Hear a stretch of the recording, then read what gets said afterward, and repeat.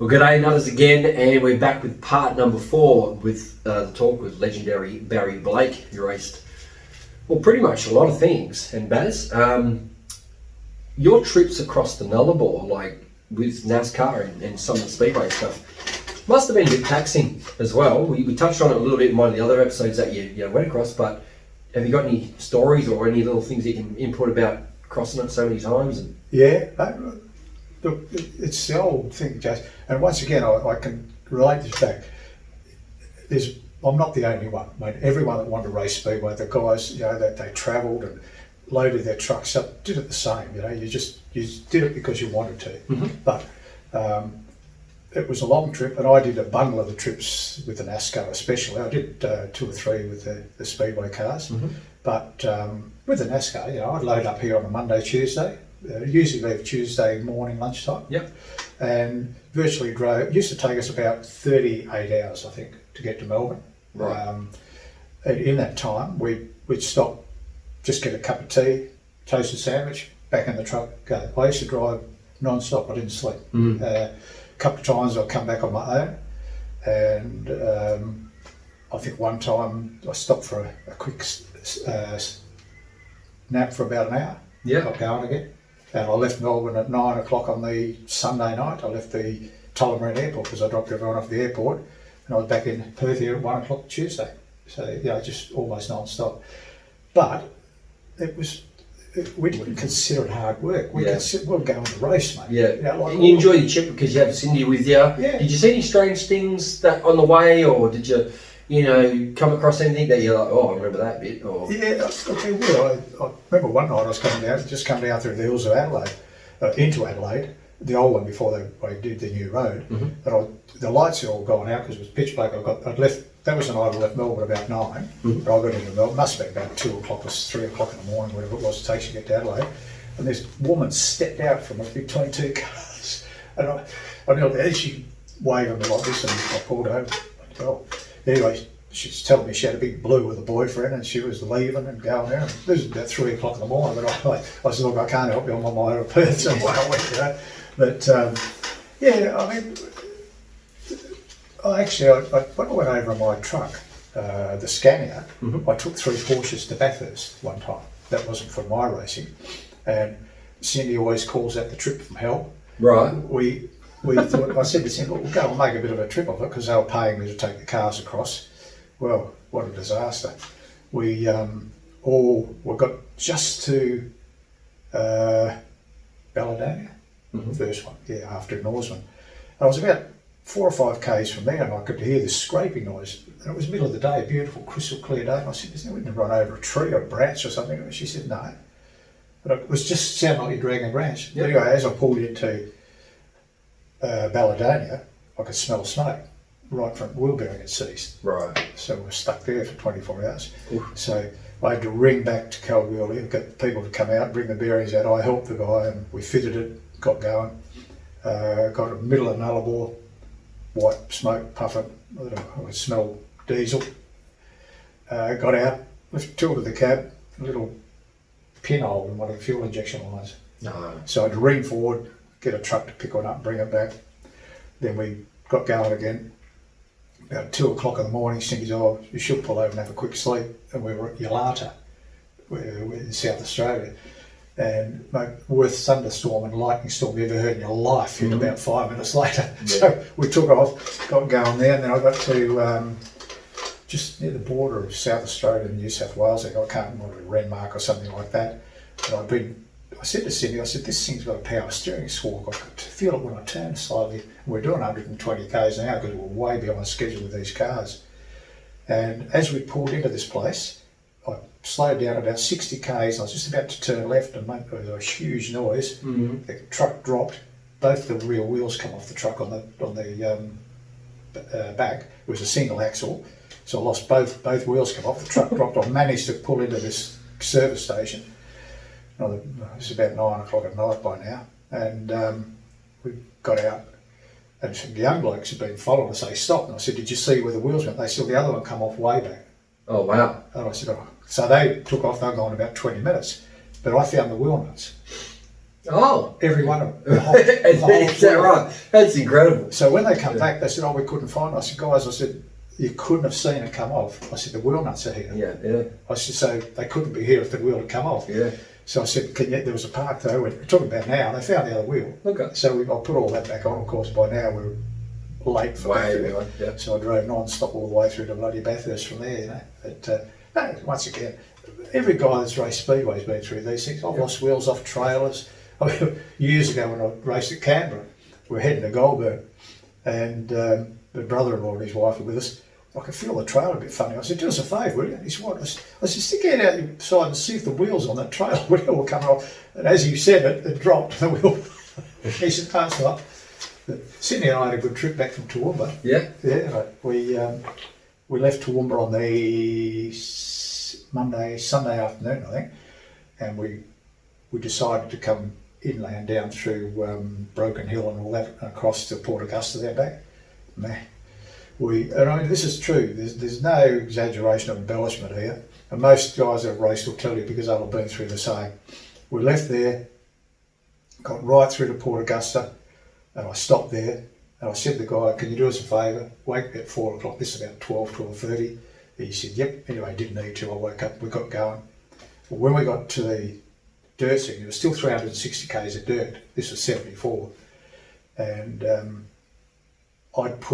before we left Toowoomba, I'd put a second axle. I went across with a single axle, and I put a second axle in, and I had 4 spares, I think. Anyway, we'd going across the dirt, I could feel the trailer sway, and I said to Cindy, "Just have a look out and see if I've put both wheels out there, would you?" She said, "No, one's gone." I pulled over, I got some chains and rope, and I somehow roped the trailer up so it would work. We got to the Nullarbor Roadhouse actually, and I pulled in there. I said to the guy, "Can we fix this, or can you fix this, or can I fix this?" He said, "Well, you're not fixing it, mate." And he was honest. He said, "I'm out here to make money." He said, "I'll do it." I said, "Well, can I get it ready?" And I said, "The only way I can do this," I said, "I'm going to have to cut the one off the front because it was just single solid axle." So I cut that off, tapered it all, got it ready to go on the back. He came and welded it, and I put everything back. Anyway, away we went, and I think we got further across there. The entire exhaust system from where my feet were in the car, the EH panel van, the exhaust system there, off across the dirt, it was full of big ball holes or whatever they call them. And both mudguards went off the trailer, the number plate went off the trailer, everything. It just fell apart. It was a good trailer, it was built by a professional, by the way. Anyway, we get to Coolgardie. By then I'd used 3 of the spares. We get to Coolgardie. I'm just slowly cruising up the main street. Cop pulls me over. Oh no, sorry, pulled up. The cop shop was right opposite. One of them wanders over, and he saw no lights, so he said, "Look, I don't know." So anyway, he said, "Look, you're going to have to probably stay the night." But then the senior guy walked over and he said, "Well, you're not going anywhere, mate." He said, "If you try and drive out of town, he said, I'll book you." I said, "We've got to get home." Because the Craven filter race was on the Friday week after. And that was a national title that was here in WA. And I wanted to get home and get stuff done. Anyway, I just thought, the other cop went back. He was a bloke in charge, and he said, "You're not leaving." That's it. Well, the other bloke said, "I'm going up the road here." I said, "I'll turn left." He said, "I won't see which way you went." So I took off, got to a service station this side of Southern Cross, and told the guy there, and he said, "Mate, do yourself a favour." He said, "Don't turn right the old way going to Southern Cross." He said, "Go straight on." He said, "It's gravel, but you'll bypass most of the town." We did that. Of course, I get a flat tyre, don't I? So I had to get out and change that one. That was my last spare. And I got to just before the Stonehouse Roadhouse up here in Sawyers. Down goes that tyre. So the only one I had was this tyre on the front of the trailer. So I took that off. Or before I took that off, I went to jack the trailer up. I left the jack on the side of the road back just outside Southern. You must have been by then just like, I had to, this about 5 o'clock in the morning. So I walked a couple of kilometres to the Stonehouse and asked the guy, he drove me back, he just had a floor jack. So I took the tyre off there, put it on there, got home. By then it was about 7:30 in the morning, and I had something quickly to eat. Now Peter Brady had an engine, a short motor, out at AJ's place, which was on Scarborough Beach Road at the time, and he said, "Well, grab that motor," because I coughed an engine at Toowoomba. So he said, "Grab that engine, short motor." He said, "You can have it for a couple $100. So I head down Hardy Road, flat tyre on the trailer. No spares, nothing, mate. So I was stuck there for an hour and a half, 2 hours. Jeez. I had to walk everywhere because no phones those days. Yeah. So I don't know what I did in there. So I get out to AJ's, took the engine out, put the other one in, put the head and everything on, got it, went down on the Friday night and did about 5 laps and broke the right rear axle, so I was out anyway. This is what all race car drivers go through, mate. Yeah, absolutely. But it builds the character, doesn't it? Yeah. So anyway, I got back next week and it was a Craven Filter title, Australian title, and I qualified. I think I qualified 5th from memory. I mean, you would not believe it. Go into the first turn, I was just prepared to sit. A guy from South Australia as a loser takes me with him. I joined the field. There's 24 cars. I joined the field 24th. Right. So I got back to 4th. Oh, so that's got a nice little thing for it and all that. But yeah, but all those things. As I say, I've watched guys work their asses off week after week and go down or go somewhere, something stupid goes on. They're back next week, mate. Yeah, absolutely. That's what Speedway people are resilient people. Motor racing people are resilient, but I think Speedway people are a bit more so. Yeah, nothing stops them, does it? A bit wrong up here. Yeah, maybe. you go to Ellenbrook, you go to all the other tracks around, Bunbury, wherever. Yeah. Something goes wrong, mate, they're into it. Yeah. They don't pack up and go home. No, that's right. None of that crap. Now, one of the other questions from a previous episode, we touched on the American sedan teams and stuff that came over, and some of the things that you learned. Now, Rodney Combs taught you something that's not really kosher in Speedway, as you would say, and maybe the fans would like to hear that story about the reverse stagger. With the reverse stagger stuff. Oh yeah, actually, yeah. I'm just jogging his memory sometimes, just to make sure he gets because we're going back and forth. No, actually, I was talking to Rodney one night, and because he was a lovely person, mate. He was a really good person. Right? I caught up with him in America. Johnny Singleton and the different guys, when they go to the States, they catch up with Rodney because he's such a nice person. Mm-hmm. And a brilliant driver, by the way. Anyway, he in a conversation one night, he said, quite often we'll go to a super slick track in the States. He said, we run a bit of reverse stagger. I said, is that right? And he said, yeah. Because I was never one for running a lot of stagger. Right. I like the car to be a bit tight. Mm-hmm. That way, you just had to know that you had to stay on the throttle. I mean, this was from Grand National days on. Prior to that, we didn't know, quite honestly. Yep. But he said, no, we run a bit of reverse stagger. So anyway, we went to the Far Western Championship, so we got invited to take the NASCAR up there and do a street race. Yeah, Shark Day, Denham. And Johnny Purser and Lynn and invited us up, and Alan was chief stewarding, which was a worry. And he picks, I don't know if you want to add on to that. He picked something. Yeah. Right. But anyway, we go up there and the track was so slick. I think I won a heat, then finished midfield in the other heat. And I said to the guy, Rob Cox, that was with me, I said, this thing won't turn corners. I said, you just got to back off and roll through the corner. It's that slick.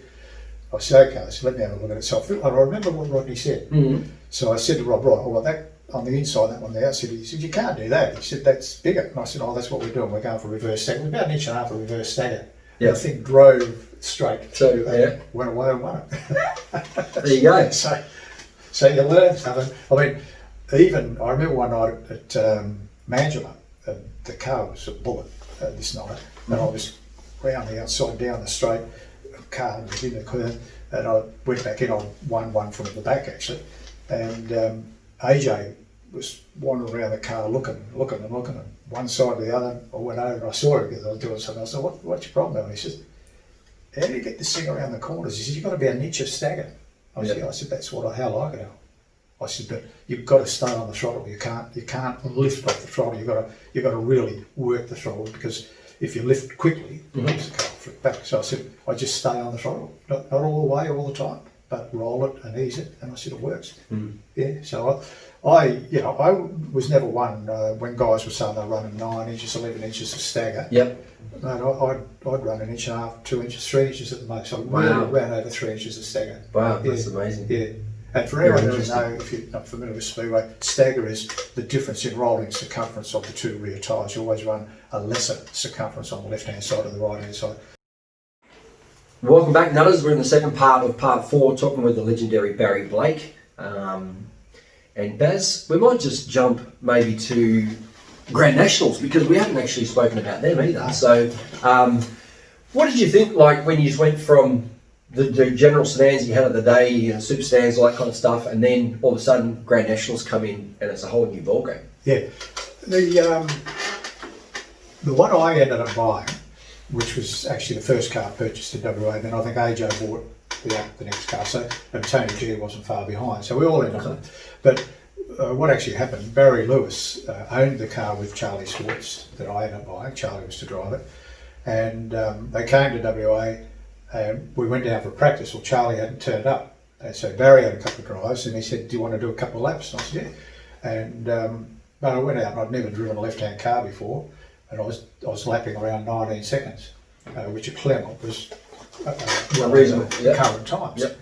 Anyway, Con was there, and Con rang me later at the workshop, and he sort of must have got a bit enthusiastic. He said, what did you think? And I said, he said, why don't you buy the car? I said, well, I'm not in a position to buy the car. Yeah. So we'd end up doing a deal where I paid about half, and Claremont Speedway paid the other half, but then I paid them back over the next 6 months. So within 6 months I paid them. Okay. So yeah, Con in a way helped you finance your first Grand National. That's cool. Sorry. Yeah. So, and Con's done a lot of those things that people don't know, and maybe his book's coming out one day. Scott Beatty's actually writing that with him, and hopefully that gets discovered to people. Sometimes, as Con had run-ins with people, he also did some things for people to get up there to race as well that couldn't afford. Yeah, they wanted to see the car. It was good from them from a promotional point of view. Yep. The only little hiccup, which was only minor at the time, the car was contracted to run in Adelaide the next week. Oh, okay. So I bought the car, then I flew to Adelaide and met the car there. Barry Lewis took the car to Adelaide, and Ray Godsey was at that meeting, and I'd won the 50 lap of the week the year before, and they asked me to come back because the car was available. They said, well, come and drive the car there. So I went over to Adelaide, and Ray qualified on pole, and I qualified second. He beat me, I think, by a minuscule 100th of a second or something. Is that right? Yeah. You must be pretty happy. The car was awesome, mate. Yeah. It really was. So anyway, we did the 50 laps, and I chased him for the entire distance, mate. He beat me by about probably 50 metres, 60 metres, and I thought, wow, this is pretty good. Yeah. So it was good. A good result the first time I ever drove the car. They must have liked in Adelaide because they actually asked me if I'd leave the car there, and they flew me backwards and forwards for the next 2 or 3 meetings. Yeah. I think it was the third one we got involved in a crash. Then I brought the car home, tidied it up, and I ran the last 2 meetings of the 82-83 season at Claremont in the car. Run a couple of places. Then we stripped the car and rebuilt it for the next season. Yeah. So that's how that came about. But I love the Grand Nationals. You did, yeah. Oh, man, Yep. It was like a duck to water to you. You know, driving style, obviously different side of the car, different setups. It's completely different, and you loved it. Oh, they're beautiful. That thing was so easy to do. You could drive it. Speaking of driving one hand, I used to actually just hold that hand. I'd drive with one hand and just sit that hand there ready to grab the steering wheel. So it was that light and easy to drive. Right. Yeah. And we had a good. I mean, we got some. Well, actual fact, I think the 83-84 season. I think a few of those. I think I won every point score in the club in that car. Okay. Yeah. And once again, that season I drove what I would consider conservative. You know, where later on, if there was a hole there, mate, you went through it. But I had to because I'd sold the workshop, gearbox business at that time, so I had nowhere to work on the car. Oh, right. So I was a bit steady in it rather than balls out all the time, which is annoying when I look back because I never really had the opportunity to say, right, it doesn't matter what happens, I'll do it. And I didn't get that opportunity in that car. I had to always be conservative because I didn't have the money to fix it. But once again, that's no one's fault but mine. I chose to do it. Yep. And that's the way I had to race. And that's the way it was. Which is interesting because you had, well, the next question is going to be, you might know where I'm going with this one, but you had Mighty Mick McKeon, Big Bad Bird, Mr. Sprint Car, Alf Barbagallo. Yeah. All of a sudden, they come out with Budge and Barry Blake. Yeah, Well, beautiful Barry Blake. No. Didn't really stick. What was behind all that? Is there any story behind it, or did they trying to put something into you that promotes you? The barging Con and it's purely because it rhymes with your name. Well, I think Yeah. we touched on this before. Stan the Man, Big Bad Bird. Yeah, those Bargy are these Barry, cool ones, Bargy Barry. Rocket Rodney. Did that sort of like, I mean, I think it would be me if I was a finesse driver, which I thought you were, and a lot of people do, and it comes up with Bargy Barry. It's like, it doesn't suit me. Did you sort of get a bit like in yourself? Yeah, it's funny. I wasn't that keen on it, but at the end of the day, Con was a master promoter. Oh, He for was. sure. Absolutely. It doesn't matter what you say. He was a great promoter, and I actually get a guy that rings me now, Yep. Laurie Aubrey, if you happen to watch, and every time he rings, Barging Barry. So it did really stick with some people. Or Barger. Okay. Yeah, so it's not. And beautiful, come on. Oh. We got to tell us what's with the beautiful Barry Blake. That's Peter Brady's fault, mate. Yeah, Peter Brady's fault. Okay, no. It was purely in reference Yep. to the way he said you've got a beautiful driving style. Right, okay. So, that makes sense to me. As I showed you earlier, and you may show it, a guy, Dixon, I think, from the Daily News, because when we went to East in 81, 82, we got crashed out of the title, the Australian title at Newcastle, but we won the 50 lapper, we won the Interstate Sedan Challenge at Sydney, Sydney Royal, and then the next week we stopped in at Adelaide and won the 50 lapper there, which, as I said to you earlier, was also a good thing because we wouldn't have the fuel money to get home. So, so out of the 3 meetings we contested, we won the 2, and that was the similar thing. But Peter Brady is going back to that. He was responsible for that, but the barging stuff, I wasn't happy with it. Yeah, but it sticks with you. Connor was a good promoter, so that's all there was to it. absolutely. And he used to play it up, and there was never any nastiness about it. It was purely Of course, yeah. rhyme with your name.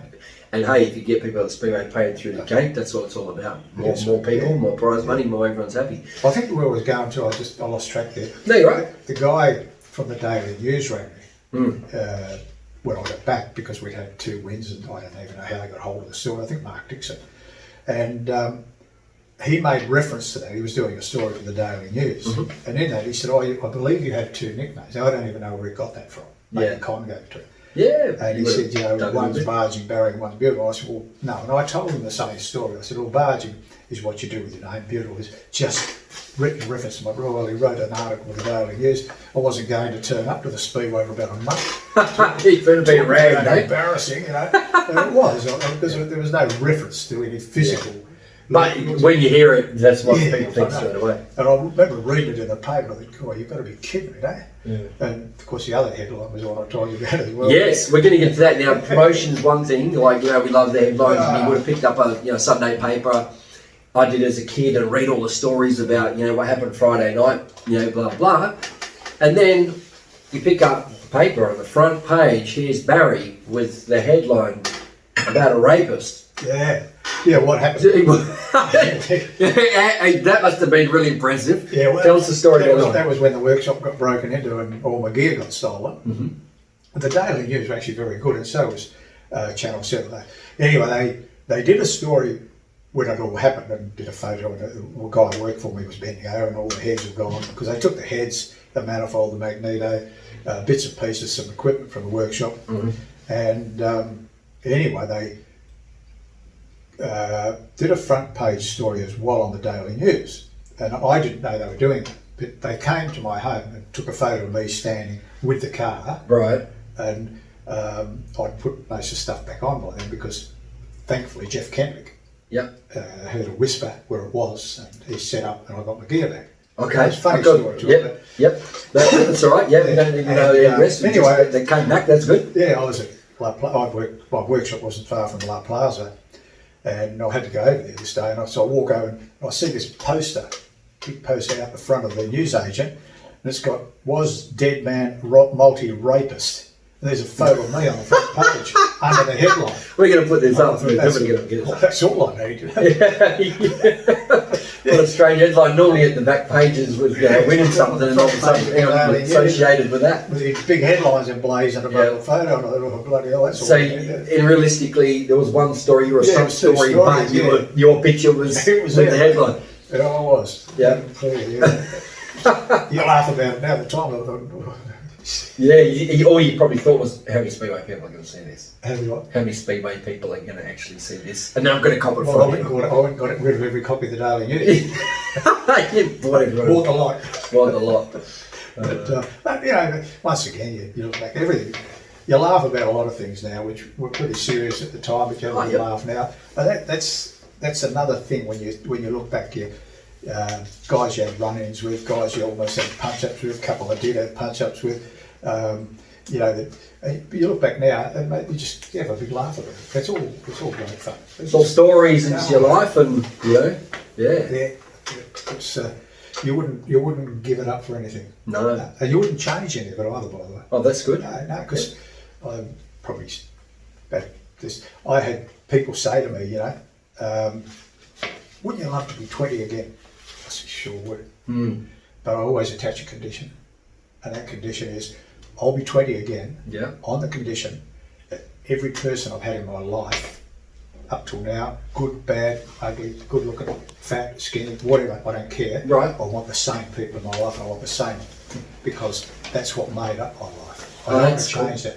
Yeah. I would want the same music, the same people, everything the same. As long as they all came with me, I'll go back to 20. If not, I'll stay as I am, thanks, because it's been such a good life. I don't want to change it. That's cool. No, it's good.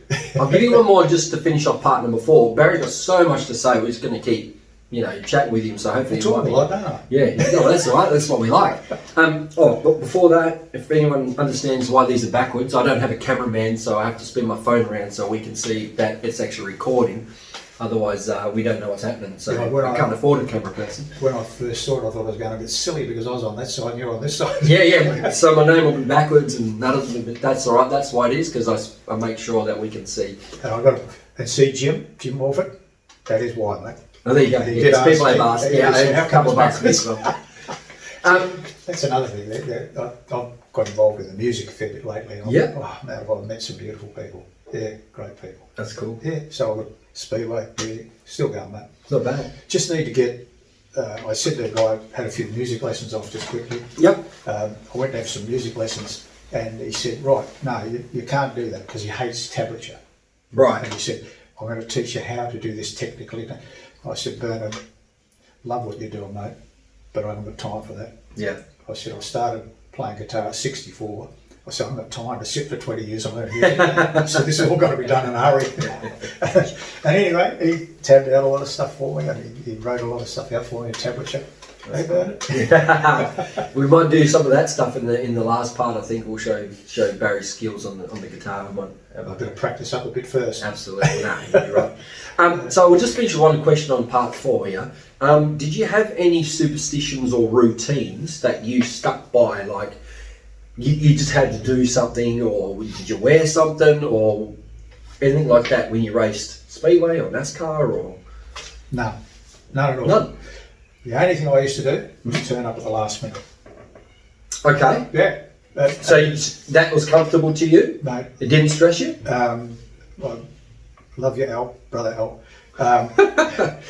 Al always reckons I was always late. I wasn't late. Right. Al was the sort of, he had to get there 3 hours before the event. Okay. Get settled in, Yep. That didn't suit me because I didn't see the sense in getting there and then sitting around and getting nervous. Which happens a lot. Like, everyone does get there early, obviously, especially if you're well packed with time trial, and then you might be there for 2 hours before your first race. And I had a couple of people said, well, you didn't get here till 6 and racing starts at 7:30. I said, well, and?